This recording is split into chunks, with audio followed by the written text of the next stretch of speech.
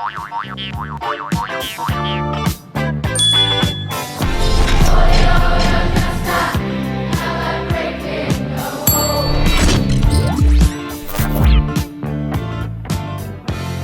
a todos e todas, bem-vindos a mais um Crime Ideia. Hoje nós vamos falar um pouquinho de filosofia clássica antiga, né? Um vídeo aí, nós já tivemos um sobre Sócrates, tá aqui na descrição para vocês, para estar acessando. Hoje a gente vai falar um pouquinho de Aristóteles, né?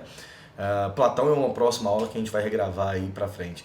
Bom, o que tem de importante Aristóteles? Aristóteles, eu diria para vocês, tem uma importância hoje dentro do campo das áreas jurídicas, não só na área da filosofia, mas na área de história, na área das artes, pelas suas contribuições que são transdisciplinares. Por quê? Porque Aristóteles, na verdade, e é um caso dos gregos, né, não tinha uma ideia de especialização como nós temos hoje, um autor que escreve só sobre um assunto e tal. Aristóteles fala, por exemplo, sobre ciência, sobre arte, sobre técnica, sobre filosofia, sobre a ideia de ser, sobre a ideia de política. Ou seja, Aristóteles tem uma vasta produção. E um tema que a gente vai poder discutir com vocês hoje aqui, sobre a obra de Aristóteles, é a ideia de ser para Aristóteles, ou qual é a ideia de ser para que ele tem, qual é a concepção que ele tem, qual a diferença de Aristóteles para Platão, e diante dessas diferenças, qual é o objetivo de uma filosofia política ética que Aristóteles propõe. E eu diria ainda mais, o tempo contemporâneo é muito, mas muito influenciado pela concepção de ética que Aristóteles vai inaugurar na filosofia antiga. Bom, Aristóteles é um grego que nasce numa pequena cidade, né, dentro da Grécia, chamada Estagira. Ele nasce em 384 a.C., vai morrer em 324. É um autor, filho de um médico muito conhecido da cidade de Estagira, chamado Nicômaco. Algumas pessoas, inclusive, escrevem que Nicômaco, o pai de Aristóteles, era mais conhecido que a própria cidade de Estagira, né? Tamanho era a proporção que Aristóteles.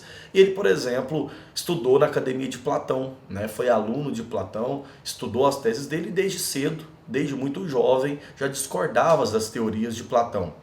E diante disso também recebeu a incumbência de poder e ter, claro, naquele momento, o prazer de ter educado Alexandre o Grande, Alexandre Magno, filho do Felipe II, rei da Macedônia.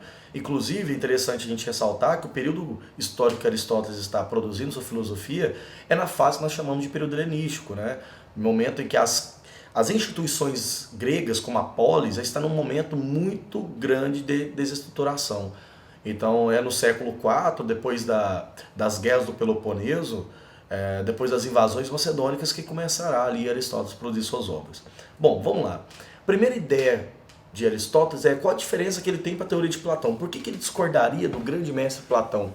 Eu acho que a primeira ideia para a gente estar ressaltando é que Platão criou um tipo de teoria onde existe, na verdade, uma separação, um dualismo corpo-alma. Aquilo que Platão chamou o corpo, o mundo dos sentidos, ou o mundo das coisas, e a alma, o mundo das ideias, ou o mundo inteligível. Esta concepção de Platão separava, por exemplo, a finalidade que um ser possui da sua própria forma. Então, por exemplo, Platão diria, viver no mundo sensível ou viver no mundo da ilusão. Para mim atingir o mundo inteligível, a verdade perfeita, é através da dialética, da reminiscência. Aristóteles, diante dessa teoria, falava assim, como ser possível entender um ser, um indivíduo, alguma coisa, e separá-lo da sua composição formal. Inclusive, Aristóteles tem a seguinte ideia, todo ser, e essa é uma tese fundamental para Aristóteles, todo ser carrega em si a sua própria finalidade, a sua própria natureza. Então, se a gente for pensar muito bem, o objetivo de um copo, por exemplo, é servir de um espaço onde vai ter um líquido, por exemplo. Ou seja, se o copo ele tem uma outra função, ele deixa de ser copo. Se eu tenho um canetão, por exemplo, e o canetão serve para escrever, e se eu modifico a finalidade do canetão, quer dizer que ele deixa de ser canetão, ele se torna um outro objeto. A forma dele não muda, mas ele deixa a sua própria finalidade transformada. Essa teoria aristotélica compõe o que nós chamamos de corpus aristotélico, que é um conjunto de conceitos que Aristóteles vai trabalhar para entender a sua concepção filosófica. Ele dirá, por exemplo, existem dois conceitos fundamentais, doxa e episteme. Doxa significa opinião, significa fala. No entanto, episteme significa ciência ou verdade. Para Aristóteles, que era extremamente materialista, lembrando, não é um conceito marxista do que eu estou usando, é um conceito mais da realidade material mesmo, Aristóteles trabalha a ideia de que para sair do campo da doxa, que é a mera opinião, fadada de preconceitos, por exemplo, de erros, e acessar o que nós chamamos aí de de episteme, ou a verdade, tem que necessariamente trabalhar o que ele chamou de patos. Patos significa espanto. Esse é o papel da filosofia. Quando a filosofia trabalha, por exemplo, uma realidade, ela visa espantar naquele que está estudando e ter uma espécie de curiosidade diante do conhecimento.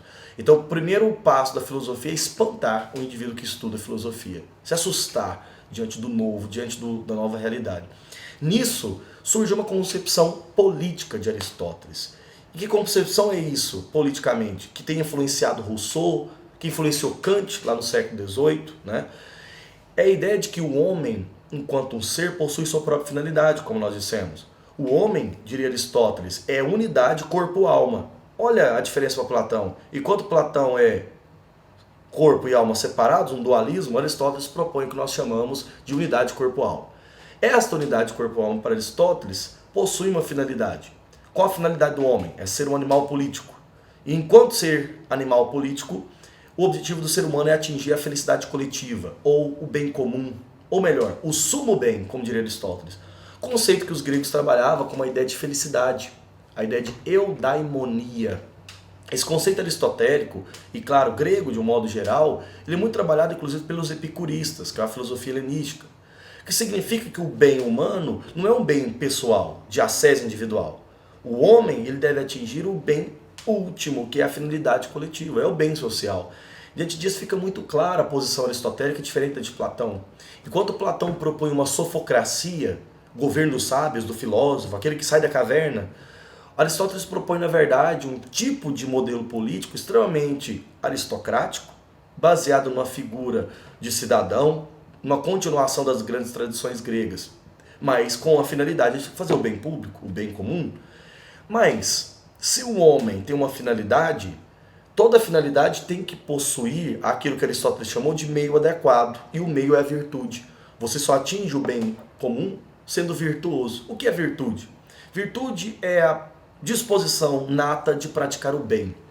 E o bem, diria Aristóteles, é praticado em dois níveis. Uma virtude intelectual e uma virtude moral ou prática.